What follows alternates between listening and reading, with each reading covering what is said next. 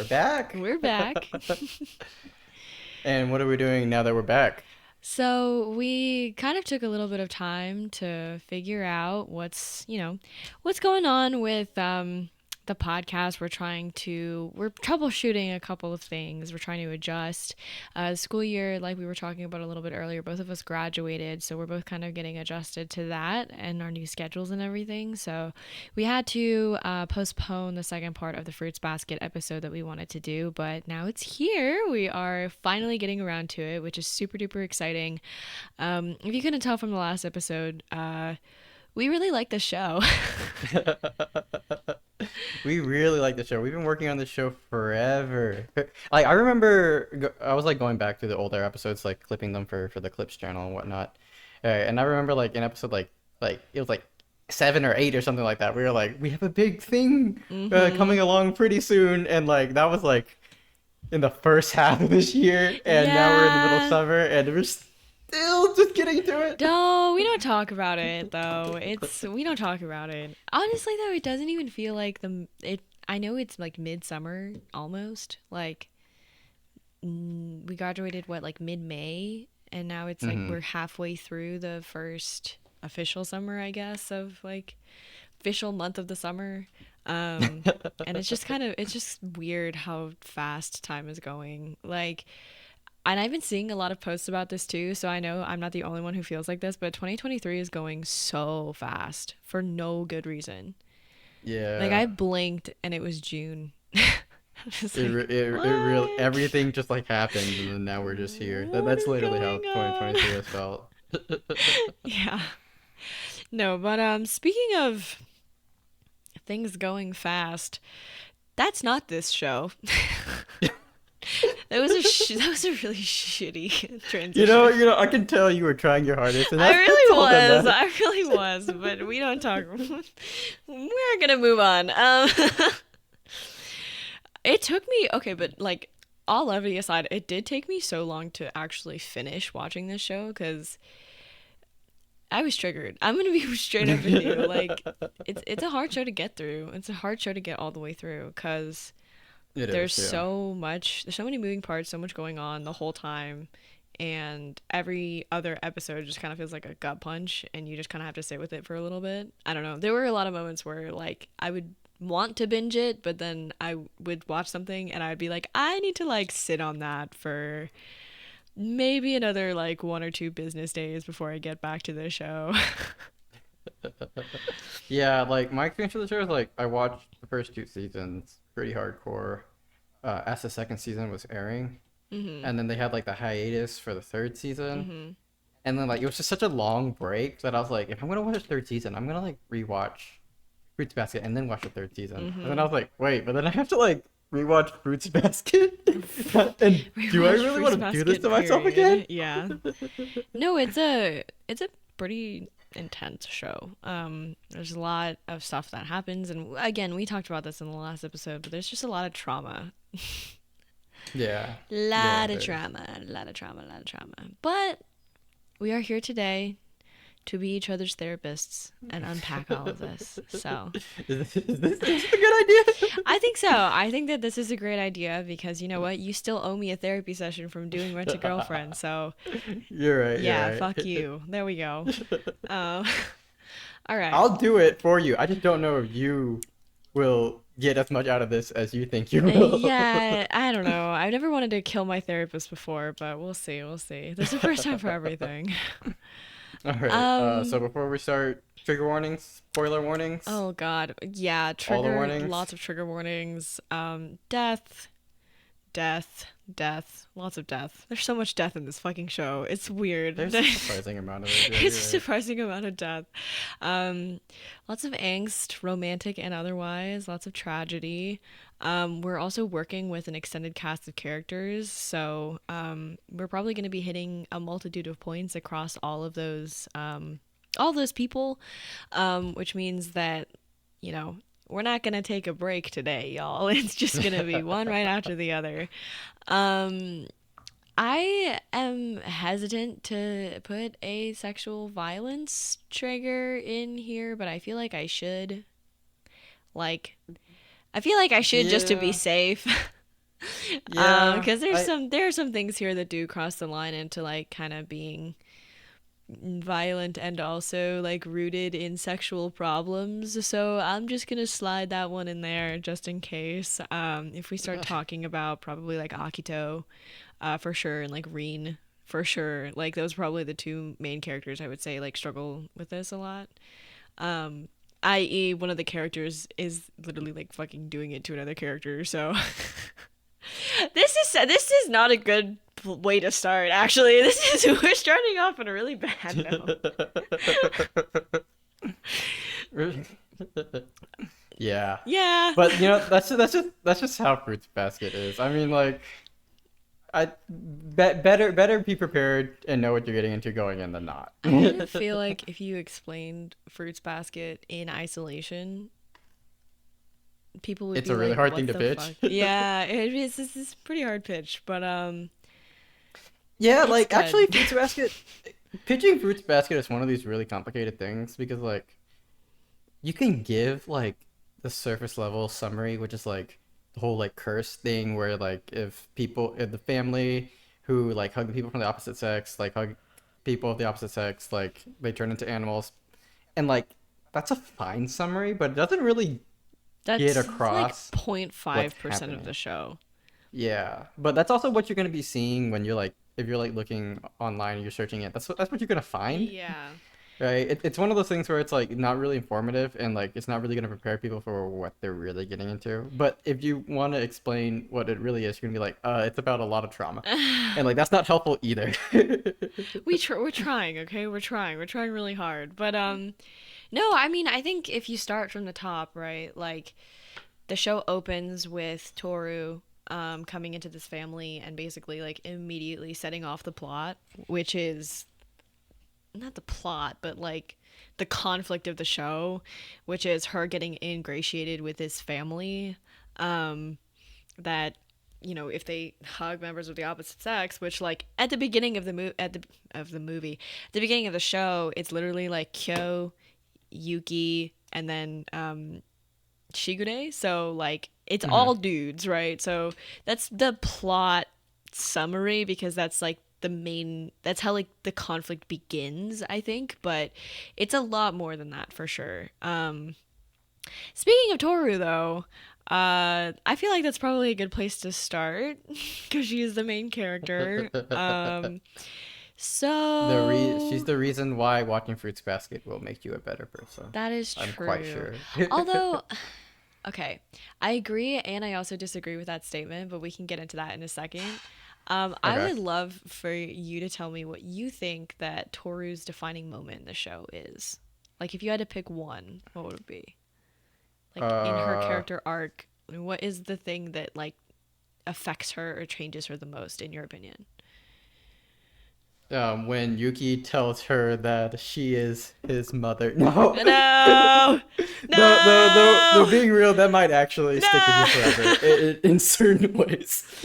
It would stick with me too. um, I think it has to be like in season 3 at the very end, where like like we see the trajectory of like Kyo's arc and the trajectory of Toru's arc, and uh, they kind of have like opposite trajectories, where like Kyo needs to like learn how to like mellow down and like forgive and like you know uh calm down with his like anger with people outside of his life and with himself, and then Toru needs to like learn how to stand up and go like get the things that she wants, right? Mm-hmm. So at the end, like those two arcs accumulating together, right? um I forget the exact moment, but I do know that like it is at that point. Oh yeah, it's like the like straight up just like the last scene where she like goes and gets Kyo because he's Mm-hmm. like running away or whatever because he doesn't because like he still needs that extra push from her, right? And like she learns that like actually it's okay to get what I want sometimes, right? Like Mm-hmm. because like up to this point her character has mostly been about like um being kind and like sacrificing herself to help others Mm-hmm. as her kind of own way of like self-harm. You talked about this Mm-hmm. in the last episode, right? I did. So learning to be a little selfish and right and taking and taking Kyo for herself, right? And just be selfish and like saying what she wants, right? For once, uh, it's hard to say that's her defining moment because that's kind of what we've been leading up to this whole point, I could which say I think that's is like like, her character climax. But I mean, yeah. like her character climax is probably like her most defining moment if you look at it that way. Um, I mean, I would probably say that in her, the most defining moment for her is obviously like meeting everybody. Hmm. But that's like a very basic answer, I feel like. Your answer actually, kind of gets into the root of like, well, what is this character and what is the purpose of this character? Um, and the purpose of Toru's character is to show that, if you're punched down, stand back up, but also being too nice can also hurt you more than you think it does, and being like punched down can be like something that people actually enjoy doing and they will take advantage of it.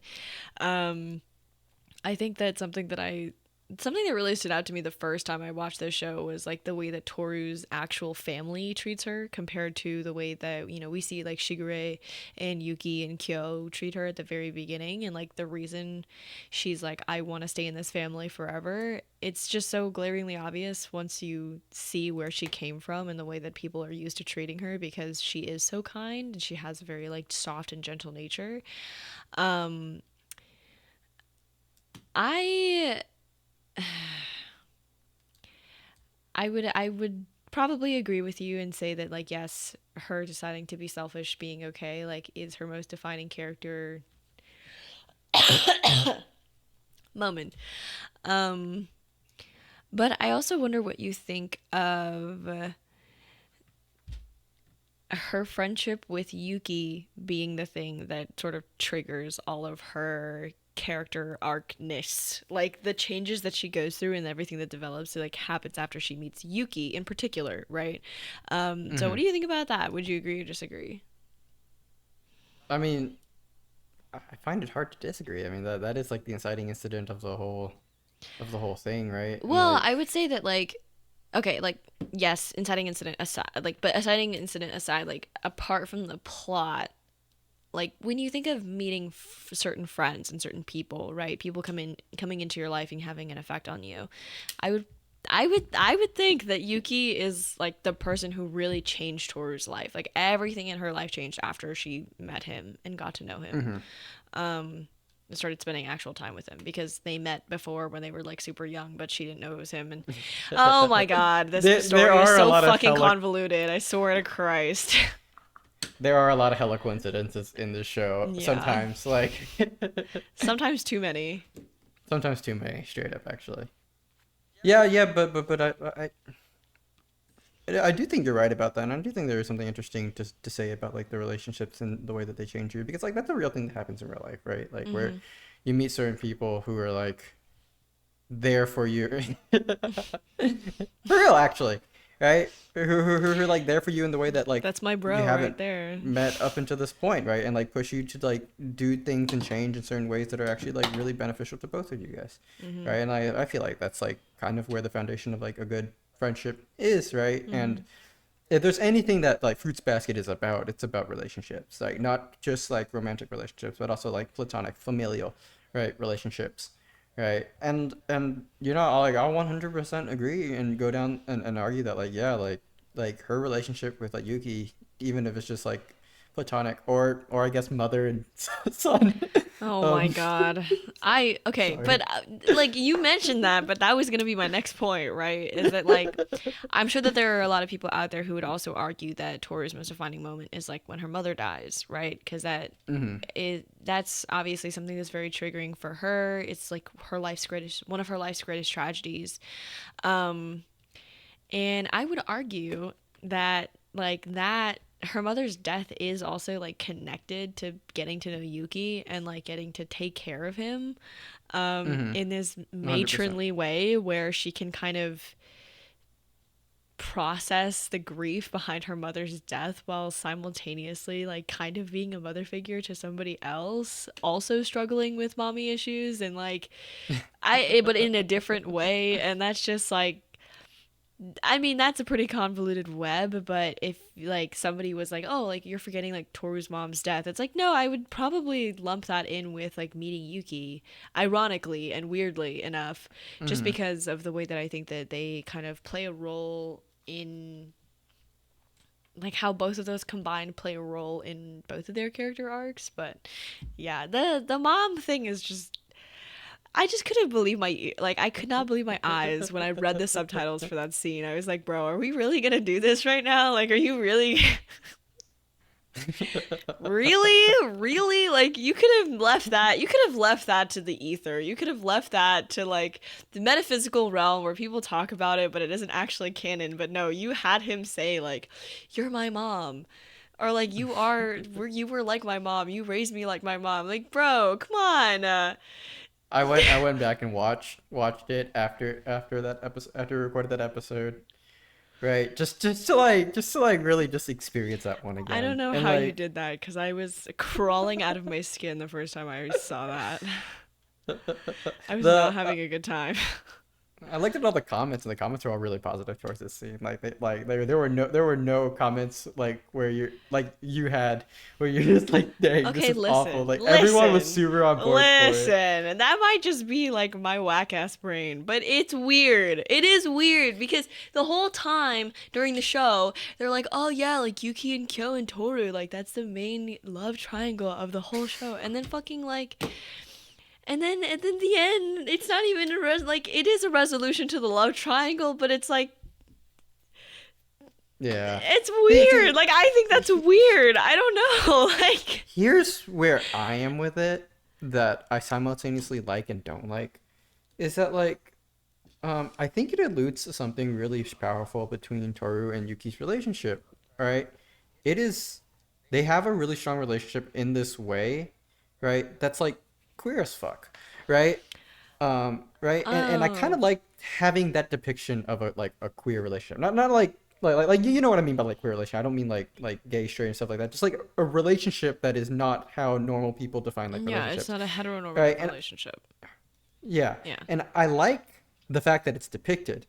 What I don't like is that they couldn't find the words for it, so they went for the next best thing, which is "You're like my mother," Mommy. Oh my right? god, And yeah.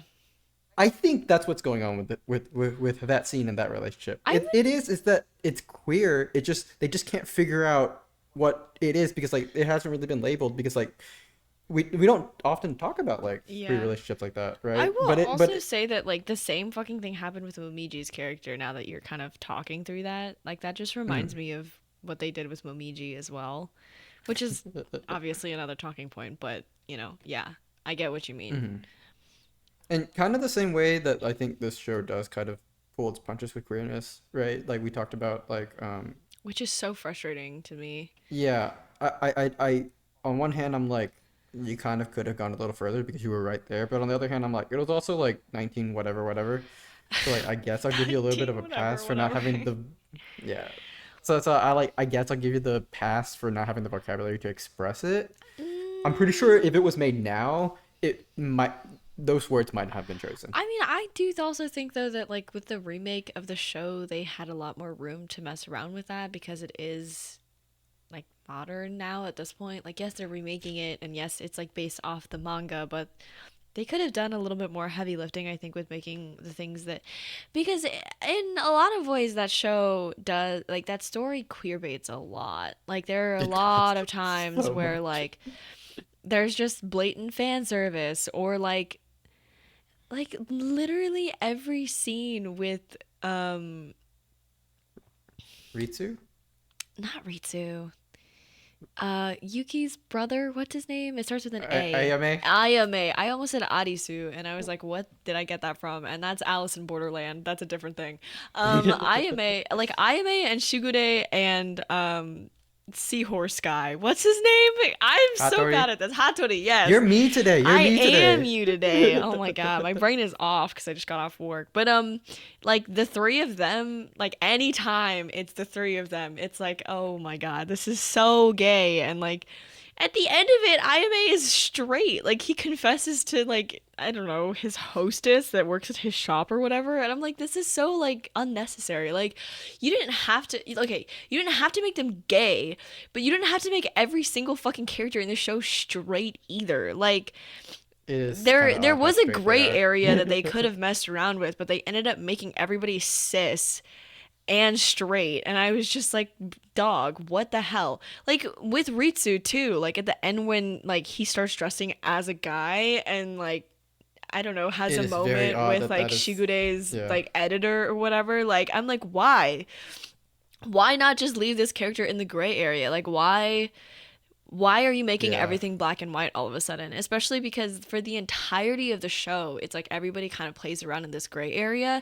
And the gray area is where we like them because that's how we're used to seeing them. But in the process of tying up a lot of these characters' arcs, it's like, oh, we're going to make you normal or like not damaged or like you're healing, and apparently part of the healing process is becoming a boring ass bitch and not being gay anymore, which is like so disappointing. um but yeah, like I don't know. I stand by that like the original obviously, cuz it's a product of its time, right? Like it didn't have the kind of wiggle room that we have now to kind of explore those topics and use those characters in that way, but I think for the remake they definitely like I think there was room for them to stick to their guns on it, but they just didn't, and that was what was disappointing. Was I was like, I think there was, but I think contextually, like the problem with the 2001 anime that a lot of people criticize was that it's not faithful to to the manga. So yeah, like I feel like that's fair. 2019 just never had the opportunity to mess with it in the ways that it should have, Mm-hmm. because when you do a remake of something that's already liked but had criticisms, like it's gonna be really hard for you to be bold and make changes, because not only are you making changes that are like to change these characters like in ways that I think are good, but you're going to change the characters a lot, and like people are already kind of watching your show kind of already suspicious about like whether you're going to be faithful to the material or not. Mm-hmm. Which I think is unfortunate, because like honestly I'm kind of with you here, where I kind of think the most faithful version of these characters is kind of like the one where they're a little more like ambiguous in their gender performance and like Right? sexuality, right? Like They it spend does the feel very in line entire with the spirit of the show. show. They literally spend the Yeah. entire show playing around in this gray area where everything's ambiguous and like not delineated, and they're like, I'm trying to figure out what all of this means, and then there isn't really a moment where anybody really like completely figures anything out. They just become like super heteronormative. And like of course there's more to the ending than that. I'm just saying that for a lot of the side characters, that was kind of their resolution was like, "Oh, I struggle with cross-dressing." At the end it's like, "I don't struggle with cross-dressing anymore cuz I can just present like a man and like flirt with this lady right here that I have had no previous character interactions with, but it's fine." Like I don't get that, and I think it would have either been better left out. Like I think it would have been better if they had physically changed it, but like even if they hadn't done that, it's just unnecessary, you know. Yeah. Um I also like we were talking a lot about Ritsu, but I also think that like Hanajima and oh fuck me, what's her name? The blonde one. She has a nickname. Utari? Uotani. Uotani. Uo-chan. Yeah, like I think that their their character dynamics and the way that they present for again the entire fucking show is like, oh, like look at this thruple like with these three girls, right? And like it's a found family thing that they got going on. And then like Uotani, who's the most like masculine presenting female in the show, I other than Akito, like she's the most masculine presenting female in the show that doesn't cross dress outright, right? Mm-hmm. And like and then they made her fall in love with a guy, and they made it like I don't know. Maybe this Let's episode is gonna be me just complaining about why Fruits Basket is not gay enough. But like I just don't understand why like I do want to there put are a character choices that don't make any sense to me. Is I the do want to put conclusion a of that rant. I do want to put a pin in that. I think the Uotani discussion is a very complicated one Oh, are because we of gonna how argue? no. I think I'm just gonna be working through some shit because that arc is weird. That arc is That arc is weird. I that arc is agree. really weird. I agree that it's Um, weird. and watching, I know you didn't watch the Fruits Basket movie. I haven't Watching yet, that no. simultaneously gives it context, but also doesn't clear things up. Great! So, so, so, Wonderful. so, so I'll put a pin on that. If we ever get back to Uotani's character, um, just remind me to have this conversation. But so we talked about Toru. Yeah. I feel like it's hard to talk about Toru without also talking about like Kyo, right? Because like their arcs are very much entwined. So like, Yes. what do you think of his character in Bad broad strokes? boy. I like the way that they kind of play this version of like the tsundere trope, which is very common in anime. Hmm. If you're not familiar with what that is, it's basically like when a very cold-hearted or very cold exterior character gradually just becomes like softer and softer throughout the show, and that's basically their whole character arc. And it usually happens a lot in romance manga slash anime because everybody loves a bad boy, and Kyo is the baddest of bad boys. I think that it's really interesting the way that the author wrote Kyo in the way that like he's kind of the trope of like not being like other boys or like not like other girls. That trope that like, oh, he's like really attractive, but he doesn't think so. And he's actually really charismatic and people actually get along with him really well, but he doesn't think so. And he thinks that he has no friends and he's just depressed. And like, it's this weird dynamic where you're rooting for him, but you're also kind of simultaneously like, and you empathize with what he's going through, obviously. But there are like several times in the show where I want to be like, dude, like, if you just like stop and take a look at your life, like you have people and you have friends. It's this very much so like this Hmm. denial, this cycle of denial that he goes through constantly throughout the entire show. And obviously that manifests the clearest and the most upfront with his relationship with Toru, which begins as obviously this kind of platonic, awkward entanglement, right? Where she's like living at his house and he doesn't really know what to do with that. He doesn't really know how to treat her. And the more that they kind of treat each other as actual people, become friends, and he's like, I want to treat you like a woman, like I want to treat you like an actual person. Like his cycle of denial and his cycle of like, oh, like everybody leaves me, everybody dies, everybody's like, I'm alone in this world, just keeps getting in the way of him making genuine good connections with people. Hmm. Totally not relatable at all. Like I don't know what that's like even a little bit. But I think that in meshing that particular character arc with this like bad boy, like hard on the outside, soft on the inside thing works very well for a multitude of reasons. And Hmm. it just the character progression and everything that he goes through just makes a lot of sense.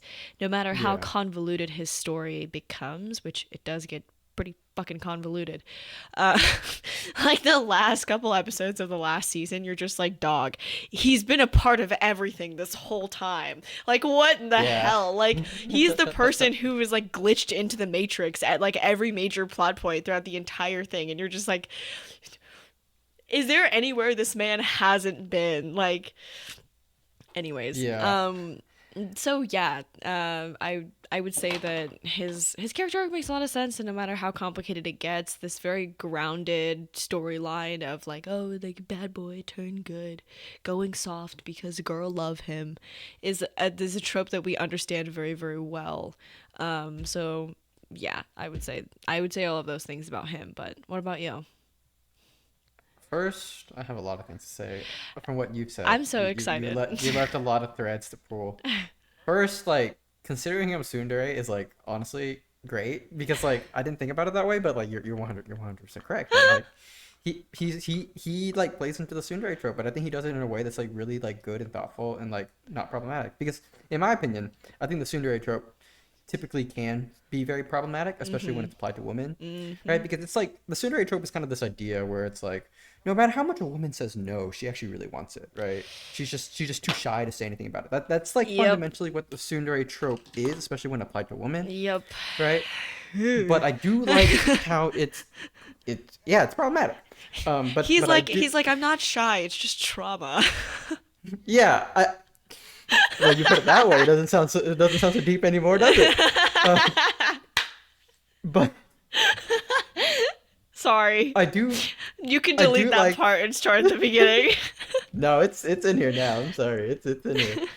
But I do like how like they take that trope right with and they apply it to Kyo, but like he actually has a lot of complicated and interesting reasons to work through about why he is turning himself away from love, even though he like kind of wants it but kind of doesn't. Right? It's not just like this like idea of what like women are that's not actually accurate to how real life is, Yeah. right?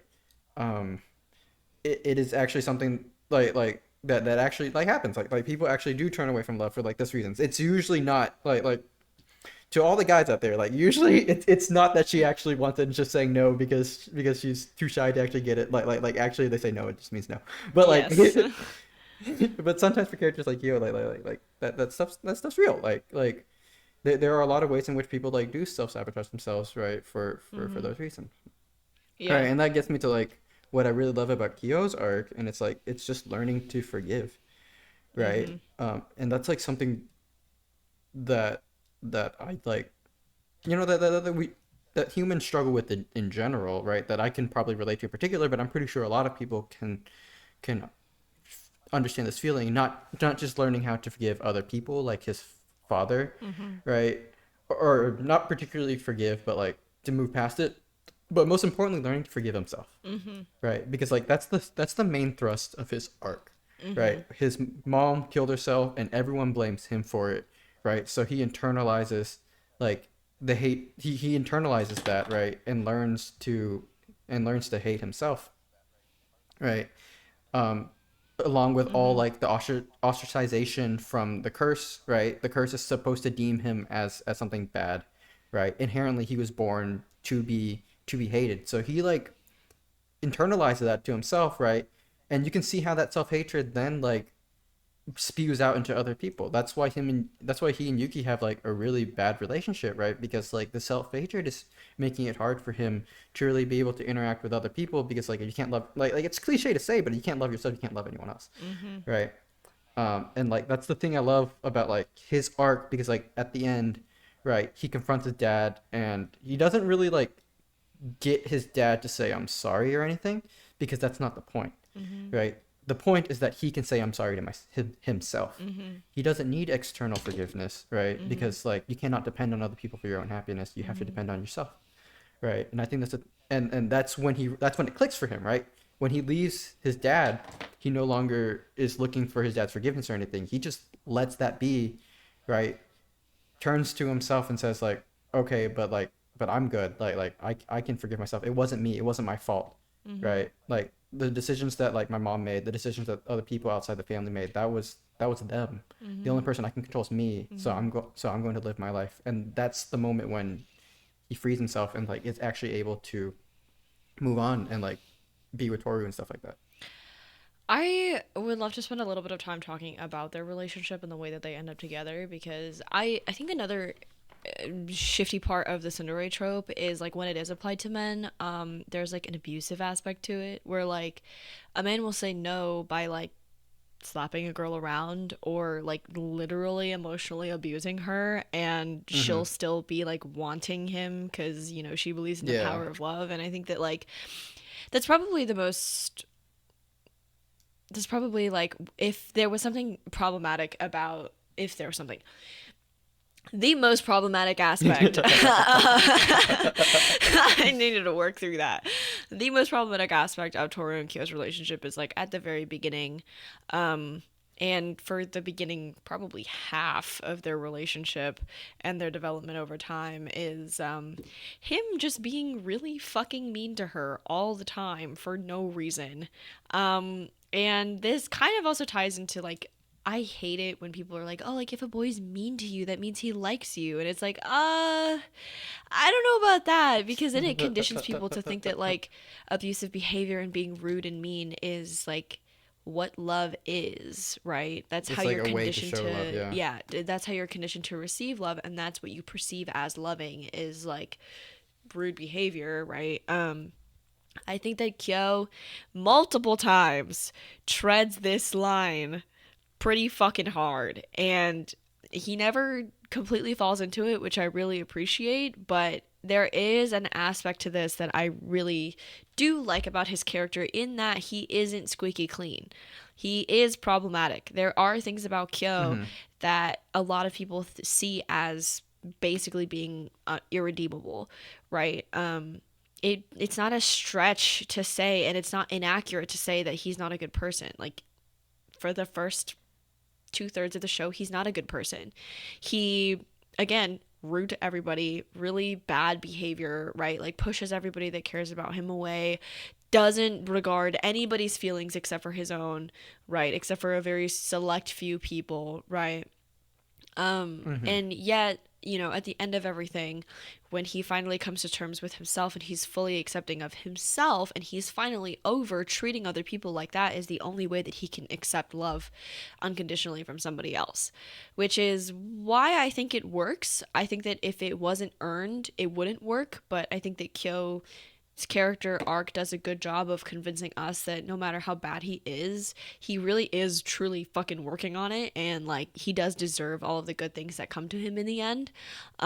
Which is Yeah. not like I don't say that often about certain other characters that I would also classify as tsundere. Like it's a fine line, and he it's a fine line, and he walks along it very very well. He doesn't, Mm-hmm. but like at the same time, he's not like squeaky clean from it. You know what I mean? Like he doesn't walk the line as in like, oh, he like just barely does it, but it's like he's safe cuz technically. And it's like, no, he's an asshole. He is an asshole. Like he is a jerk. And there's a reason why people don't like him. There's a reason why people don't generally like spending time with him, right? Like there are reasons for that. Um and I think obviously another part of his character is like acting that way on purpose so that people leave him first so that he doesn't ever have to deal with abandonment, right? He's like, well, if I'm just an asshole to everybody and nobody likes me, then I don't ever have to deal with people leaving me because nobody's going to be in my life anyway, right? Like that is also a part of his character arc that he has to work through. But I do like that he's not the kind of character that like gets away scot free because like technically I was like, no, he hits Toru. Um Yeah. he draws blood. Like there's like you know what I mean? Yeah. Um and but there's an element to that that does genuinely work, as unfortunate as that is. I think that I, one of the biggest problems that people have with characters that have redemption arcs is like this idea that just because somebody starts doing good things, all of their past sins are like swept away. And I think that Kyo is a really good example of a character that you were always rooting for. You want him to do well. You want him to come to his senses, and you want to like snap him out of it. You want to be like, hey, like listen, dude, like stop the fucking pity party, all right? Like we get it, you're sad, you've been through shit, but like look at everybody else around you. Everybody else is going through shit too, and they're not treating other people like shit. So like what gives you the right? It's like this thing where you want him to be better for the sake of him being better because you can see how miserable being bad makes him. And so you just want to be like, hey man, snap the fuck out of it. And at the end of it, he does, and you're like, this is earned because he really does earn it. yeah. I mean, I'm sure that there are people out there who disagree with me, but I personally think that he earns it. So there it is. There's the controversial opinion of the week. I think that people are gonna disagree, or like people, I might be going out on a limb here, but are people who like do not believe in like the capacity for like people to like change. Uh huh. Right, because that's kind of the central thesis of this show, right? Is that like in order to buy this show, you kind of have to buy the idea that like people can change in general, Mhm. right? And like I think that's the reason why it's easier to root for Kyo because like you do get the sense throughout the whole series that like he is capable of this change and that like he can do it, Mhm. right? Right. There are some characters in like other shows and which try to attempt the same thing that like fall a little more flat on their face, right? Because like Mhm. you're never really convinced that like it was ever part of the personality to be able to change. But like for Kyo, it clearly is, Mm-hmm. right? Even early when he's like not a, even early in the show when he's an asshole, right? Like you Mm-hmm. can see glimpses of him really like really letting his guard down a bit, and you can see like that he is miserable, that he can change, that he can be nice, that he can open up, right? Mm-hmm. Given the correct like support, Mm-hmm. right? And I can see why you would kind of disagree with that if you just kind of by your own life experiences or your own life beliefs don't think people can change. Mm-hmm. You would then kind of see Kyo as like a fantasy, Mm-hmm. right? And I think that, like, I hate to say this because it is unfortunate, but stories are stories and characters are characters, and by their very essence, characters do come out of everything squeaky clean because they're not real, right? Mhm. Um, when you associate feelings that you have about a character with actual situations that happen in your life, of course they're going to come off as like irredeemable because a real situation, right? A real person that's done something to you, is obviously going to be very different than like you watching a character do something in a story, right? Mhm. I think that as amazing as Fruits Basket is, it is a work of fiction, and I think that that's important to remember when thinking about the way that these character arcs do progress, because there are a lot of people that don't ever come out of that hole. And as well as Fruits Basket depicts trauma, traumatic experiences, and the like, everybody in that story gets a happy ending, except for the true villains, you know? So it's like, yeah, of course, everybody gets out for the most part well because it's a story of redemption and it's meant to be that way and it's written that way on purpose, right? Like it, Yeah. real life doesn't always happen that way.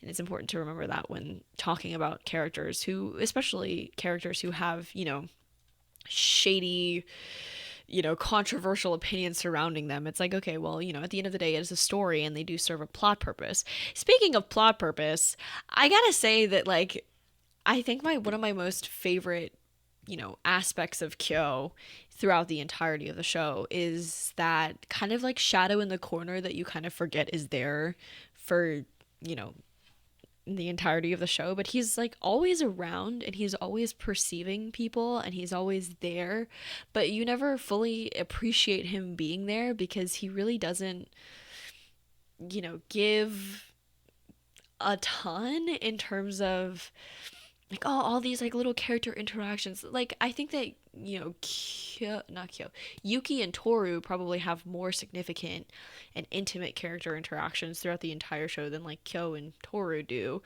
But Hmm. you watch and you're like, oh fuck, like he's been there for the whole thing. He's watched all of this happen and like even though the more obvious characters that are being affected because they have dialogue, they're in the middle of the scene, is going to be like Toru and Yuki and Hanajima and Uotani and like the main friend group, right? But like he's there and it's just interesting to see a character kind of play a role that a lot of people do in real life, right? Where like they're kind of part of a friend group, but they aren't necessarily like super moving parts in that friend group, but they're still there and they're still perceiving everything and they're still being affected by all of the stuff that's happening, even if, they're not the most upfront about it and even though they don't talk about it in the same way. And I really appreciate that because it's not really a plot purpose. It's just kind of like this interesting byproduct of having a character that like is kind of socially awkward.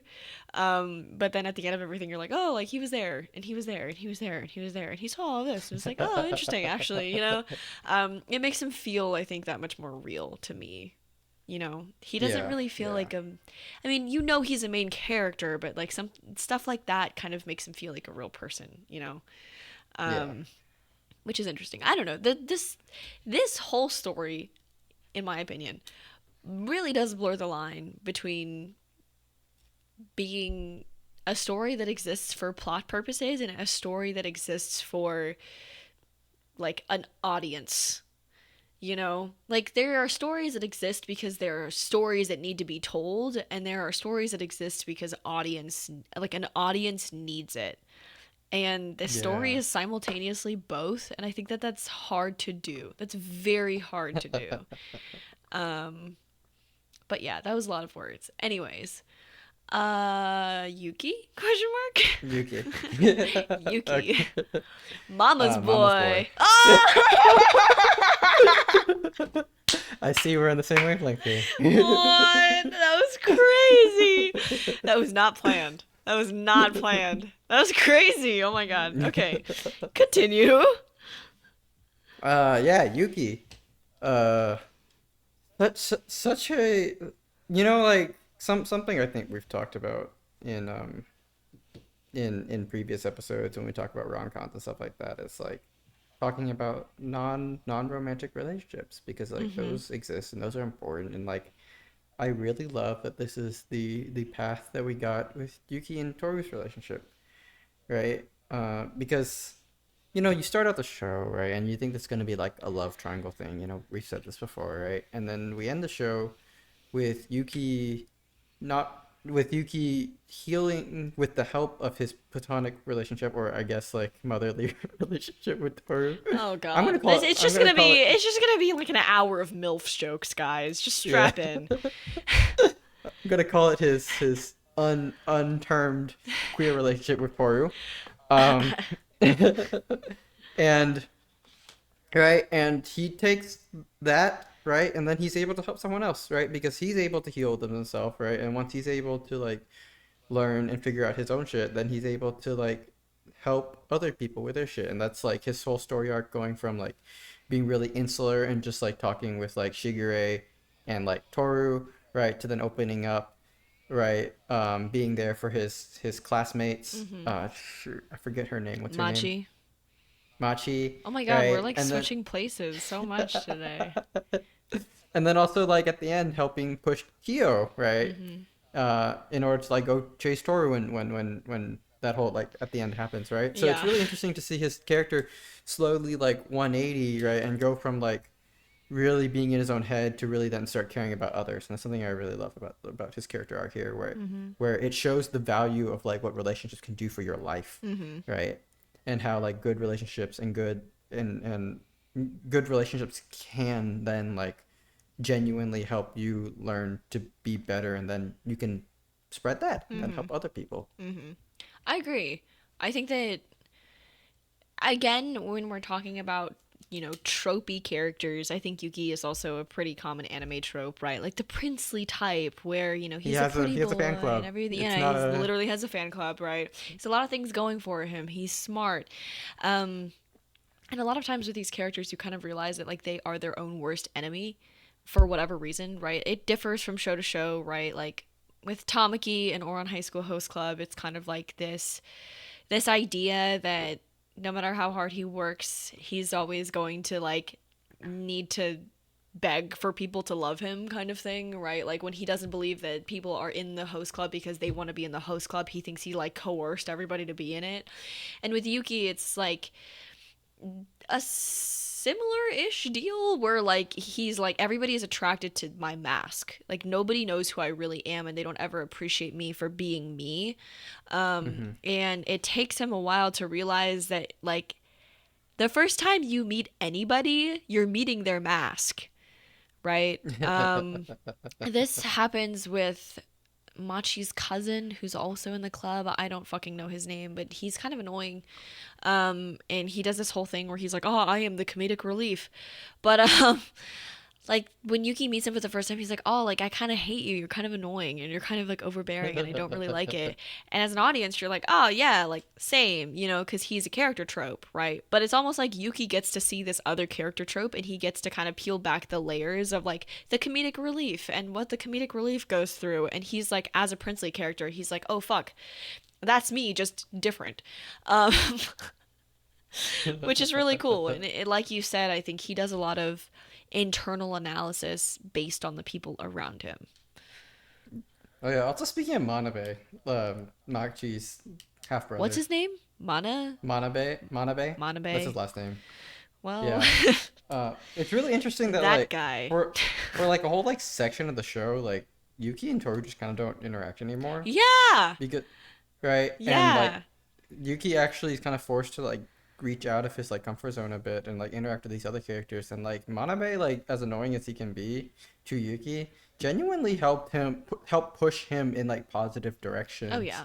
right? And do things that he wasn't comfortable with, right? And like get annoyed and fed up a lot, but also like learn a lot about himself, right? And find things that he genuinely does like and appreciate that he would never figured out if he wasn't getting pushed into Mhm. into situations in which he was not initially comfortable with, but genuinely were good for him, right? And like that's an important thing. Like sometimes you need your friends to do, so just gives you a little push to do things that you actually do want to do. You just don't quite have the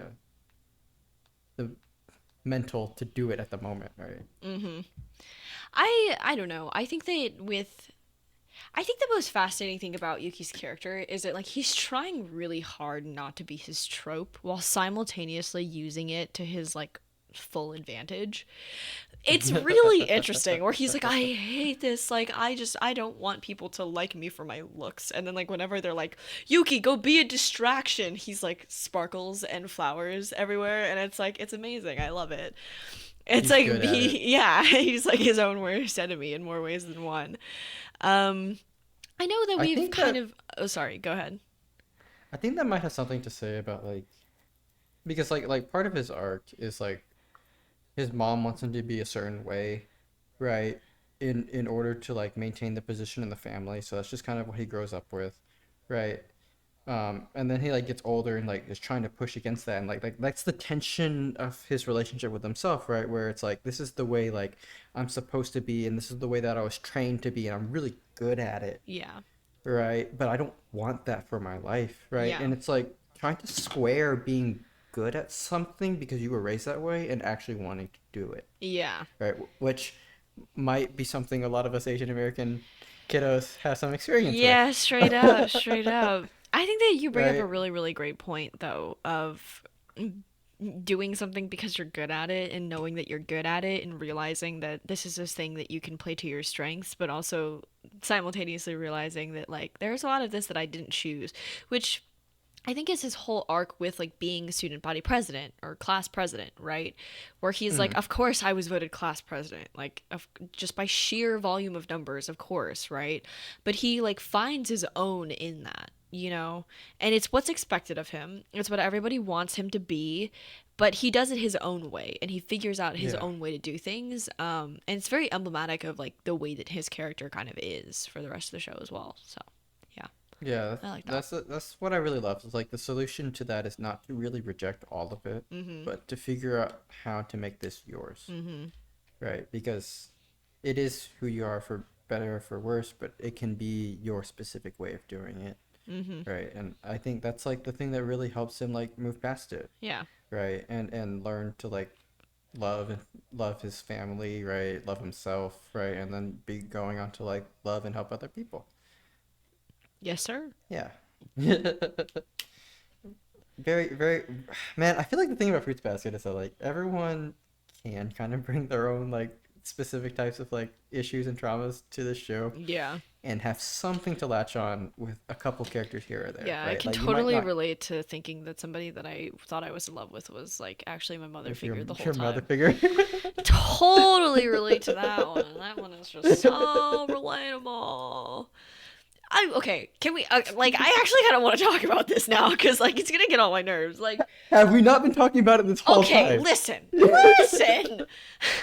We've been skirting around it. Okay. Okay, okay, Uh, let's look at it right in the face, yes. right? And say, what the And fuck is that? And then, tell okay, it we're it good. can't hurt me anymore. Okay. Yeah, Okay. definitely need What's therapy up? for that What's up one. with this? What's up with this? Okay. I think it's like what you were saying. Like I think that for the most part, right? Like it's we've had positive reception to this idea of Yugi and Toru being this for each other. Like I don't think a lot of people were like freaked out by it necessarily. I just think it was such a left turn in like the story. I just don't think it makes any sense because the entire time because that's the other thing too, right? Is that like if you watch the show, particularly the first two seasons, like for the first season and then the first half of the second season, like Yuki and Toru are in love. there is nothing to indicate the fact that they are like not romantically inclined to one another. And that's just true for the first half of the show. Like I don't understand why they I do, but I don't, and I just don't think it was necessary. Like I have a lot of feelings about it. I think it really kind of undercuts a lot of the work that they did with the love triangle in general. Like the love triangle served a plot purpose too, right? It wasn't just because like they were like, "Oh, let's put some like romance shit in there for fun." Like a lot of other romantic manga and anime tend to do. Romantic stories in general love to throw around, you know, love triangles to make things unnecessarily convoluted, but like that love triangle was integral to all three of those characters' character development. At the end of it, they were like, "Oh, like Yuki didn't even like Toru romantically. Like she was just like his mother figure." I'm like, "Bro, like why? Why would you do that? Like there's no reason in or out of story to undermine an entire one of the biggest plot points in the show, one of the reasons why there is tension between Yuki and Kyo, besides all of the stuff that happened in their past, right? Like, they fundamentally don't like each other already, and then you throw a girl into the mix that they both loved at the bottom of their hearts, like care about her, they want her to like succeed and do well. Like there's nothing wrong with looking that in the face and being like, yeah, was that toxic? Probably. Was it dramatic? Absolutely. But it also like affects their relationship and it affected the way that people looked at them and it affected other people in the character story too. Like we forget also that Momiji was like trying to get into the love triangle as a contender. Like we forget that. We forget that he grew up basically for like 2 years, right? Like watching Yuki and Kyo battle over Toru when he also in his heart was like, "Oh fuck, like I think I like her too," right? And at the end like he confronts Kyo and he's like, "You've been watching somebody skirt around the girl that you love in front of you for how long?" And like, I'm about to insert myself into this shit. So, like, if you don't want me here, you better go get your girl, right? Like, he makes that ultimatum clear as day. And the fact that they just try to, like, pull Yuki out of that equation, like, it's just like his mom. Like, that's so stupid. Like, I don't understand. It's not stupid. I just don't understand it. I don't understand it. And I think that Hey, yeah, I don't know. I'm not a fan. I I'm not a fan. I am a hater. I am a hater.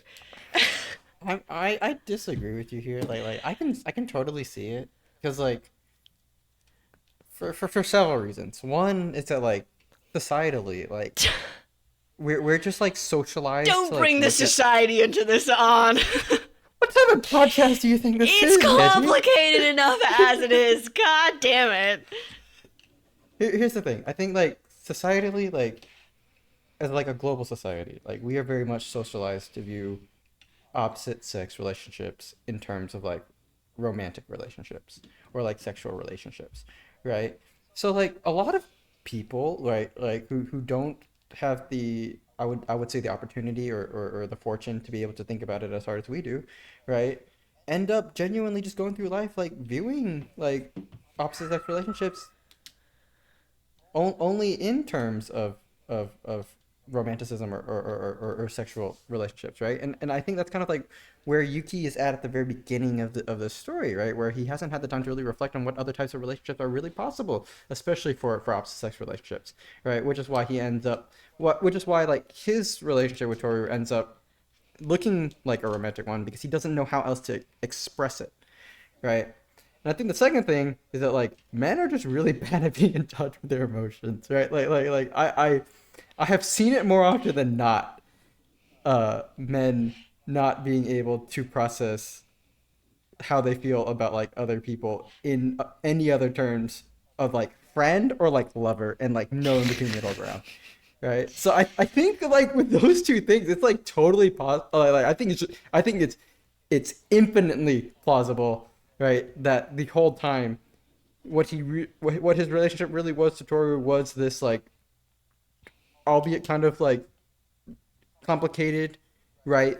No term for it, real thing. Where like his relationship with Toru is that like he needed her to like help him figure things out, right? And like raise quote unquote raise him, damn, I hate the word they chose for this scene. Yeah, But yeah.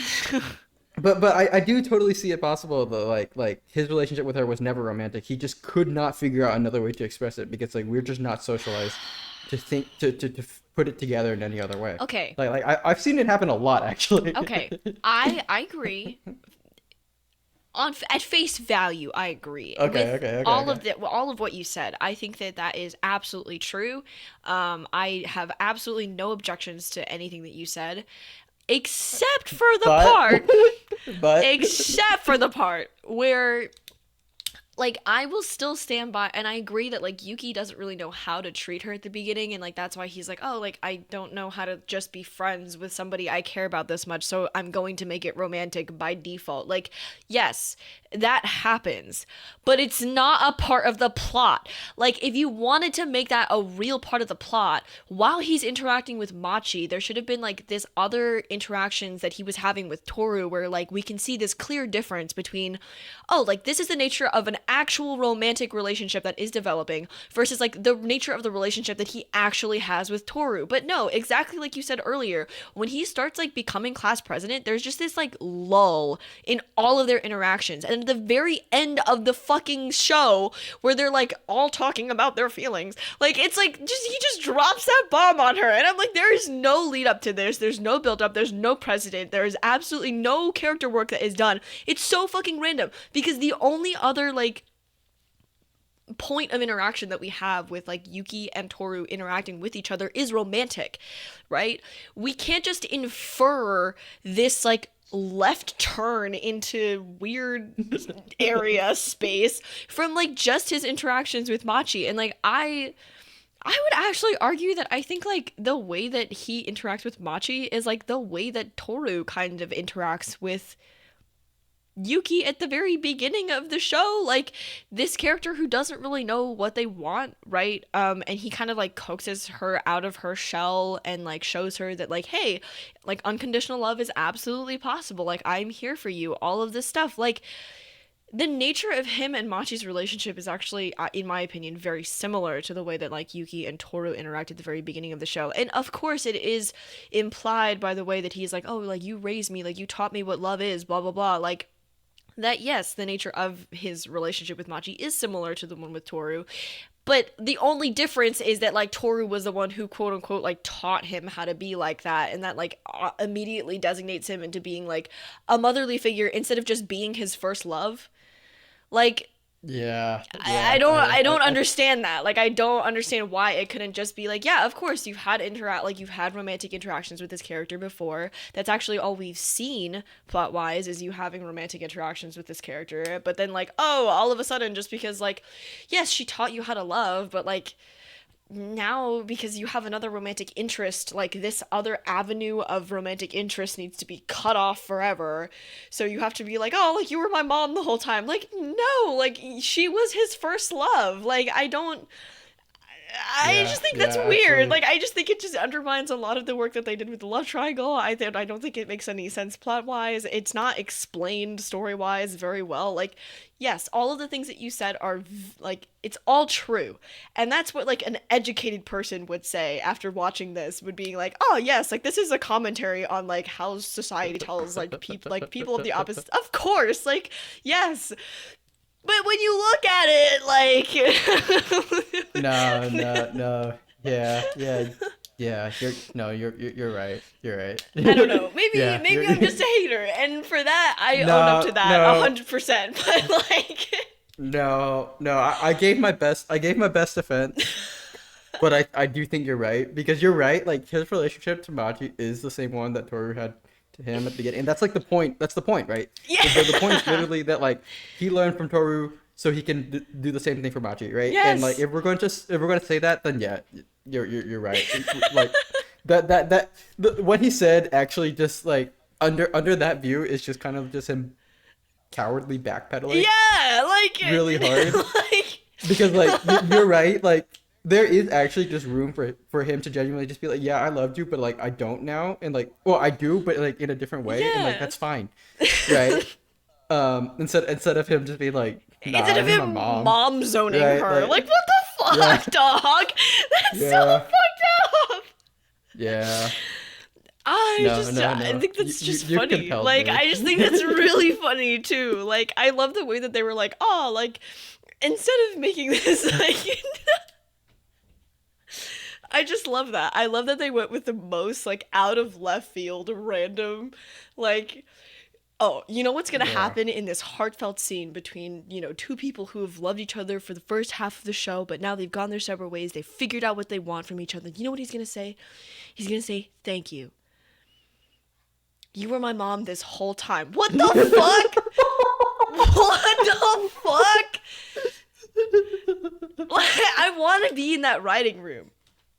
I want to be in that writing room when that was going on. I would have loved to know like what crack they were smoking to be like, this is a great idea. This is I now want, because I know you want to make short films. Now I want to support you in making a short film in which that is the conclusion, but it makes sense. That is your challenge. I will take that challenge. Thank you. Oh my god. I love that we talked about that for like a good solid amount of time, because I feel like ever since the first episode it's been weighing on my heart. Across 2 episodes. It's been weighing on my heart. It really has been. I just needed to get all of that off my chest. Like but no, yeah, like love Yuki. I think Yuki's actually probably like one of my favorite characters. I really like his whole character arc. I think he starts out as a good character and he just gets better. Like there's never a part where I'm like, Yuki, what the fuck? I mean, other than okay, we're gonna like extract the mom thing for a second. Like okay. We have talked about it. We have put it to rest. It does not exist anymore. We have. Remove it from your head. We've had a whole funeral for it. It's done now. I'm not gonna talk about it anymore.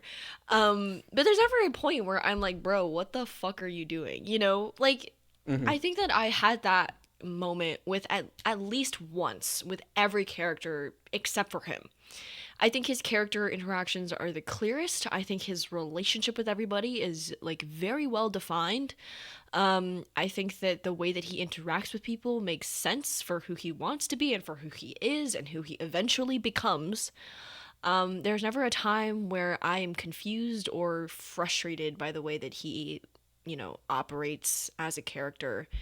While also simultaneously, all of his interactions are very human. They're very, he's not perfect, right? So it's it makes sense. He's not perfect, but everything makes sense. I think it just fits together very well.